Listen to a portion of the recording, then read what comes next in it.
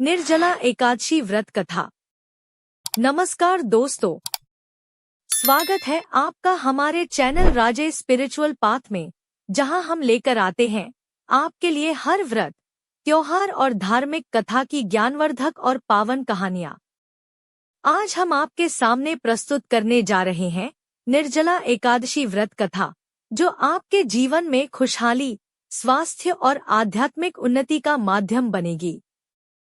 तो चलिए शुरू करते हैं इस दिव्य व्रत की पावन कथा।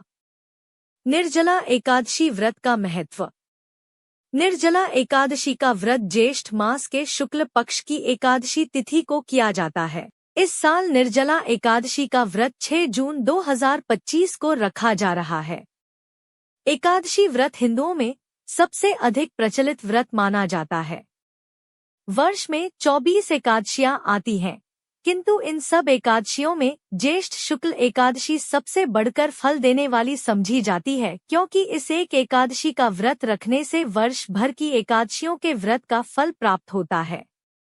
यह व्रत अत्यंत संयम साध्य है और इसे संपूर्ण सुख भोग और अंत में मोक्ष प्रदान करने वाला बताया गया है।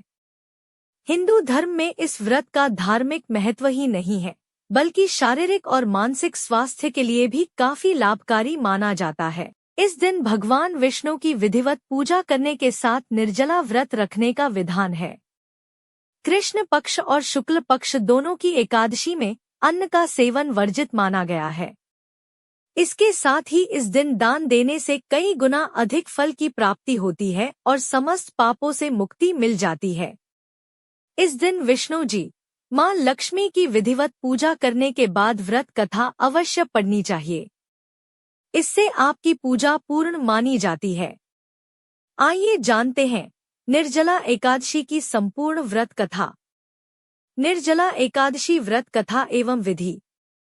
निर्जला एकादशी व्रत का पौराणिक महत्व और व्याख्यान भी कम रोचक नहीं है। जब सर्वज्ञ वेदव्यास ने पांडवों को चारों पुरुषार्थ, धर्म, अर्थ, काम और मोक्ष देने वाले एकादशी व्रत का संकल्प कराया था, तब युधिष्ठिर ने कहा, जनार्दन, ज्येष्ठ मास के शुक्ल पक्ष में जो एकादशी पड़ती हो, कृपया उसका वर्णन कीजिए। भगवान श्री कृष्ण ने कहा, हे राजन, इसका वर्णन परम धर्मात्मा सत्यवती नंदन व्यास जी करेंगे, क्योंकि ये संपूर्ण शास्त्रों के तत्वज्ञ और वेदांगों के पारंगत विद्वान हैं। तब वेदव्यास जी कहने लगे, कृष्ण पक्ष और शुक्ल पक्ष दोनों पक्षों की एकादशी में अन्न खाना वर्जित है। द्वादशी के दिन स्नान करके पवित्र हो और फूलों से भगवान केशव की पूजा करे। फिर नित्य कर्म समाप्त होने के पश्चात पहले ब्राह्मणों को भोजन देकर अंत में स्वयं भोजन करे। यह सुनकर भीमसेन बोले, परम बुद्धिमान पितामह, मेरी उत्तम बात सुनिए। राजा युधिष्ठिर, माता कुंती, द्रौपदी, अर्जुन, नकुल और सहदेव ये एकादशी को कभी भोजन नहीं करते तथा मुझसे भी हमेशा यही कहते हैं कि भीमसेन एकादशी को तुम भी न खाया करो, परंतु मैं उन लोगों से यही कहता हूँ कि मुझसे भूख नहीं सही जाएगी।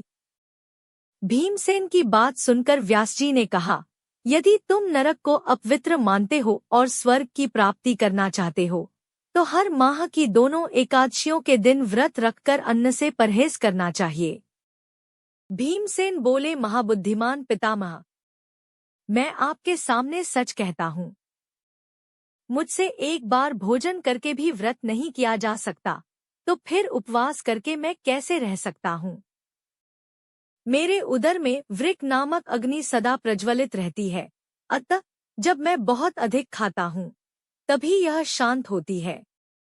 इसलिए महामुनि, मैं पूरे वर्ष भर में केवल एक ही उपवास कर सकता हूँ, जिससे स्वर्ग की प्राप्ति सुलभ हो तथा जिसके करने से मैं कल्याण का भागी हो सकूं। ऐसा कोई एक व्रत निश्चय करके बताइए, मैं उसका यथोचित रूप से पालन करूंगा। व्यासजी ने कहा, भीम, ज्येष्ठ मास में सूर्य वृष राशि पर हो या मिथुन राशि पर शुक्ल पक्ष में जो एकादशी हो, उसका यत्नपूर्वक निर्जल व्रत करो। केवल कुल्ला या आचमन करने के लिए मुख में जल डाल सकते हो, उसको छोड़कर किसी प्रकार का जल विद्वान पुरुष मुख में न डाले, अन्यथा व्रत भंग हो जाता है। एकादशी को सूर्योदय से लेकर दूसरे दिन के सूर्योदय तक मनुष्य जल का त्याग करे तो यह व्रत पूर्ण होता है। तदंतर द्वादशी को प्रभातकाल में स्नान करके ब्राह्मणों को विधिपूर्वक जल और सुवर्ण का दान करें। इस प्रकार सब कार्य पूरा करके जितेंद्रिय पुरुष ब्राह्मणों के साथ भोजन करे। वर्ष भर में जितनी एकादशियां होती हैं, उन सब का फल निर्जला एकादशी के पालन मात्र से मनुष्य प्राप्त कर लेता है, इसमें तनिक भी कोई संदेह नहीं है। शंख, चक्र और गदा धारण करने वाले भगवान केशव ने मुझसे कहा था कि यदि मानव सबको छोड़कर एकमात्र मेरी शरण में आ जाए और एकादशी को निराहार रहे तो वह सब पापों से छूट जाता है। एकादशी व्रत करने वाले पुरुष के पास विशालकाय, विकराल आकृति और काले रंग वाले दंड पाशधारी भयंकर यमदूत नहीं जाते। अंतकाल में पीताम्बरधारी, सौम्य स्वभाव वाले, हाथ में सुदर्शन धारण करने वाले और मन के समान वेगशाली विष्णुदूत आखिर इस वैष्णव पुरुष को भगवान विष्णु के धाम में ले जाते हैं। अतः निर्जला एकादशी को पूर्ण यत्न करके उपवास और श्रीहरि का पूजन करो। स्त्री हो या पुरुष, यदि उसने मेरु पर्वत के बराबर भी महान पाप किया हो तो वह सब इस एकादशी व्रत के प्रभाव से भस्म हो जाता है। जो मनुष्य उस दिन जल के नियम का पालन करता है वह पुण्य का भागी होता है। उसे एक एक प्रहर में कोटि-कोटि स्वर्ण मुद्रा दान करने का फल प्राप्त होता सुना गया है। मनुष्य निर्जला एकादशी के दिन स्नान, दान, जप, होम आदि जो कुछ भी करता है वह सब अक्षय होता है। यह भगवान श्री कृष्ण का कथन है। निर्जला एकादशी को विधिपूर्वक उत्तम रीति से उपवास करके मानव वैष्णव पद को प्राप्त कर लेता है। जो मनुष्य एकादशी के दिन अन्न खाता है वह पाप का भोजन करता है। इस लोक में वह चांडाल के समान है और मरने पर दुर्गति को प्राप्त होता है। जो ज्येष्ठ के शुक्ल पक्ष में एकादशी को उपवास करके दान करेंगे वे परम पद को प्राप्त होंगे। जिन्होंने एकादशी को उपवास किया है वे ब्रह्महत्यारे, शराबी, चोर तथा गुरुद्रोही होने पर भी सब पातकों से मुक्त हो जाते हैं। कुंती नंदन, निर्जला एकादशी के दिन श्रद्धालु स्त्री पुरुषों के लिए जो विशेष दान और कर्तव्य विहित हैं, उन्हें सुनो। उस दिन जल में शयन करने वाले भगवान विष्णु का पूजन और जलमयी धेनु का दान करना चाहिए अथवा प्रत्यक्ष धेनु या घृतमयी धेनु का दान उचित है। पर्याप्त दक्षिणा और भांति भांति के मिष्ठानों द्वारा यत्नपूर्वक ब्राह्मणों को संतुष्ट करना चाहिए। ऐसा करने से ब्राह्मण अवश्य संतुष्ट होते हैं और उनके संतुष्ट होने पर श्रीहरि मोक्ष प्रदान करते हैं।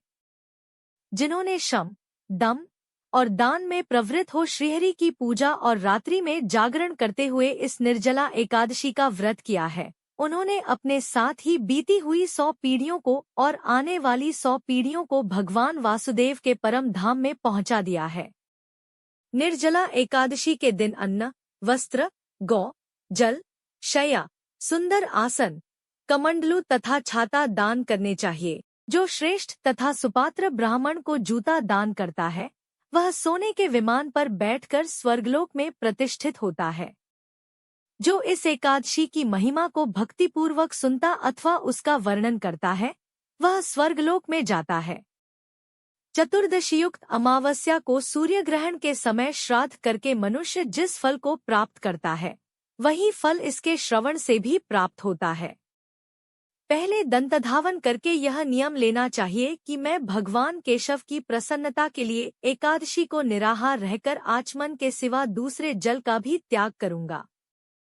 द्वादशी को देवेश्वर भगवान विष्णु का पूजन करना चाहिए। गंध, धूप, पुष्प और सुंदर वस्त्र से विधिपूर्वक पूजन करके जल के घड़े के दान का संकल्प करते हुए निम्नांकित मंत्र का उच्चारण करे।